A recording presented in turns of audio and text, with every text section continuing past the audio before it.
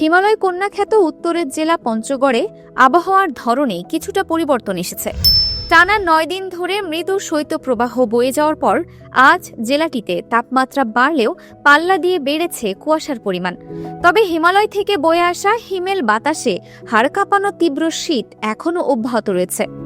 শনিবার 20 ডিসেম্বর 2025 সকাল 6টায় পঞ্চগড়ের তেতুলিয়ায় সর্বনিম্ন তাপমাত্রা 14.3 ডিগ্রি সেলসিয়াস রেকর্ড করা হয়েছে। যেখানে কয়েকদিন ধরে তাপমাত্রা 10 ডিগ্রির নিচে ছিল, সেখানে আজ তা কিছুটা বেড়েছে। শুক্রবার রাত থেকেই জেলার উপর দিয়ে তীব্র হিমেল বাতাস বয়ে যায়। সারা রাত কুয়াশা এতটাই বেশি ছিল যে তা অনেকটা বৃষ্টির মতো ঝরছিল। সকাল 8:30 পর্যন্ত সূর্যের দেখা না মেলায় কনকনে শীত অনুভূত হয় জেলা জুড়ে। বর্তমানে বাতাসের আর্দ্রতা রয়েছে 95%।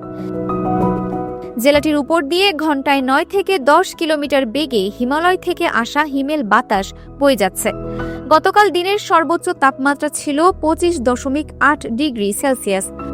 বর্তমানে দিন ও রাতের তাপমাত্রা মূলত 25 থেকে 14 ডিগ্রির মধ্যে ওঠানামা করছে।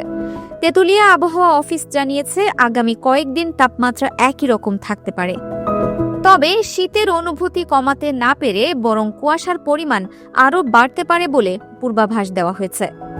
এই ঘন কুয়াশার কারণে সড়ক মহাসড়কে চলাচলে বাড়তি সতর্কতার পরামর্শ দেওয়া হচ্ছে। Multimedia desk, Dinajpur TV.